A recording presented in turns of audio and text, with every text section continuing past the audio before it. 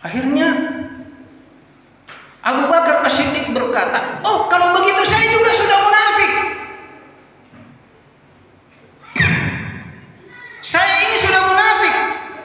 Masya Allah, seorang Al-Khalil, ahli surga, As-Siddiq mencela dirinya. Inilah yang dikatakan oleh Allah di dalam Al-Quran. Ini tiba-tiba masa, tiba akal juga langsung teringat.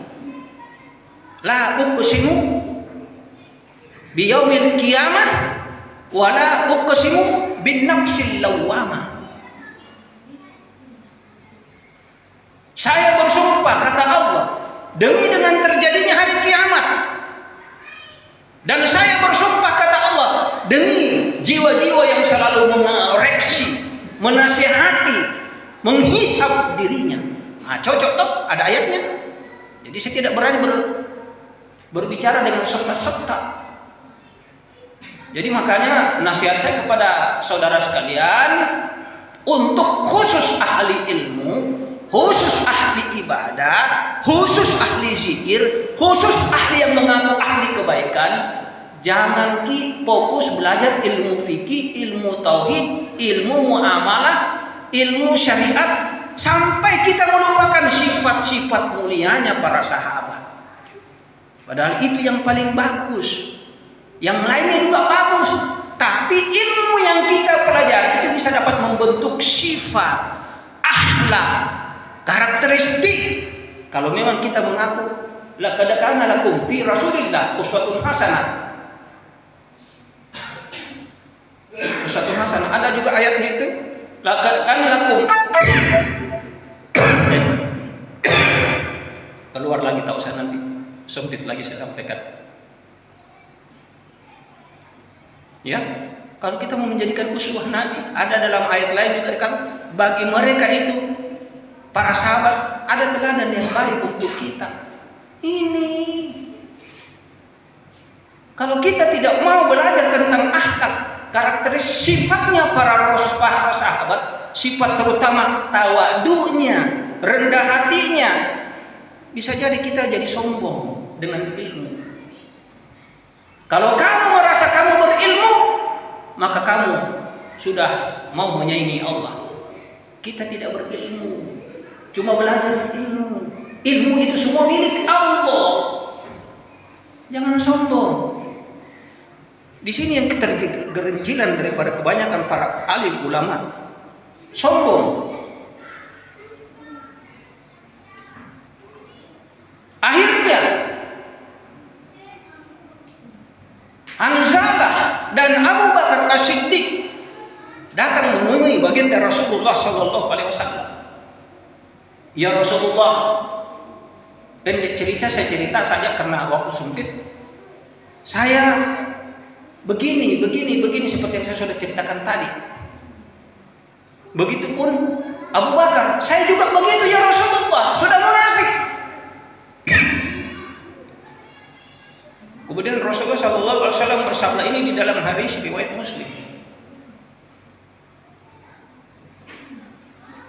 Seandainya, kata Nabi, sifat hati kamu selalu merasa dekat dengan Allah, hatimu selalu tenang, merasa selalu muraqabah dengan Allah, tapi tidak bisa diragukan mereka para sahabat. Mereka ahli surga.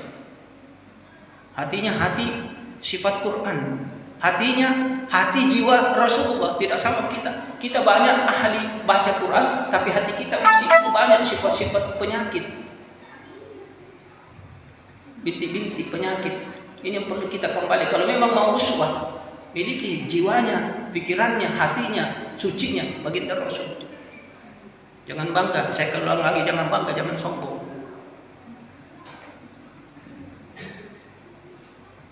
Seandainya kalau kamu tetap selalu hatimu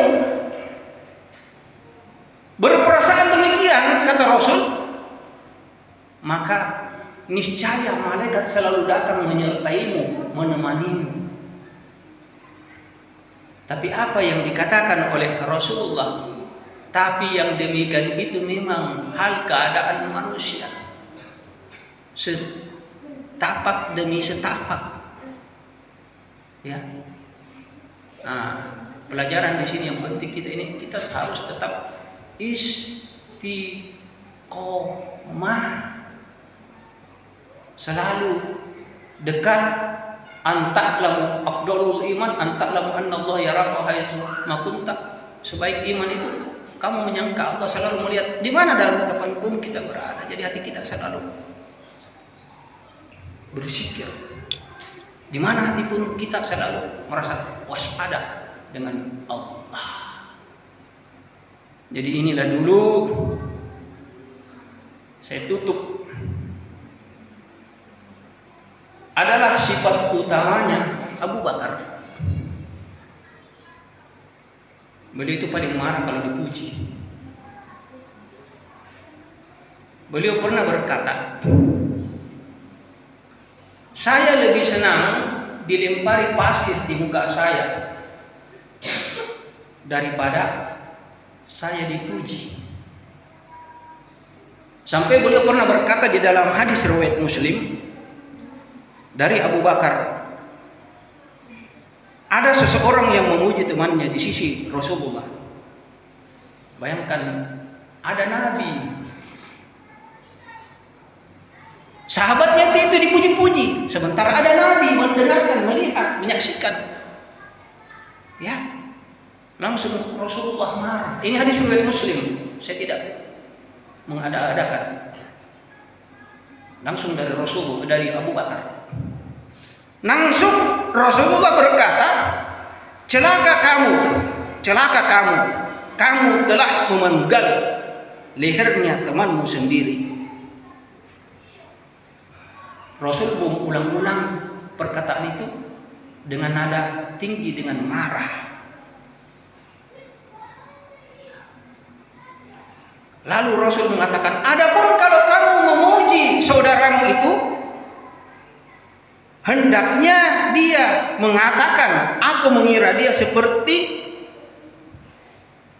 daripada apa yang Allah sifatkan untuk selalu banyak berbuat kebaikan. Ya. Dan Allah selalu pasti akan menghisapnya. Dalam artian di sini memang kita tetap selalu berfastabiqul khairat.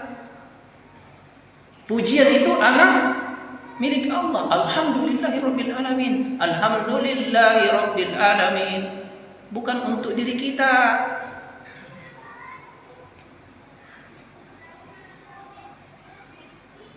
Abu Bakar As-Siddiq pun kalau dipuji, beliau menangis.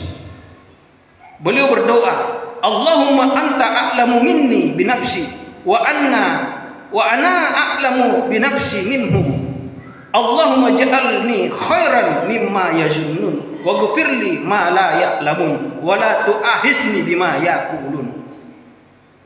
Yang artinya,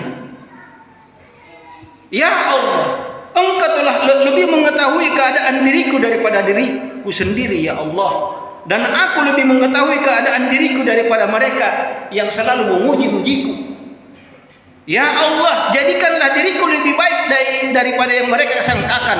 Ampunilah aku terhadap yang mereka tidak ketahui dariku. Dan janganlah engkau menyiksa, menghukumku daripada apa yang mereka memuji-muji terhadap diriku. Hadis riwayat Baihaqi. Bayangkan, sahabat mulia takut sekali dipuji. Jadi nasihat saya kepada saudara dan kepada ini, karena saya rekam ini, kepada ahli ilmu saudaraku, jangan kamu bangga diri. Tenggelamkan pikiranmu, tenggelamkan hatimu, tenggelamkan semua apa yang ada di dalam diri ke dalam kedalaman 7 petala bumi, karena akhirnya juga kamu akan lenyap, dikuburkan di dalam tanah. Kamu akan musnah, kamu akan berhadapan dengan Allah Rabbul Jalil yang maha tinggi. Sementara kita adalah makhluk yang tidak punya apa-apa. Apa yang mau kamu sombongkan. Wala tusair haddaka linnasi wala tamsi fil ardi maraha. Innallaha la yuhibbu kulla mukhtalin fakhur. Jangan engkau berjalan di muka bumi dengan angkuh memalingkan wajahmu kepada sesama manusia. Dan jangan engkau berjalan dengan sombong. Allah tidak senang kepada orang yang terlalu melampaui batas. Barakallahu li wa lakum.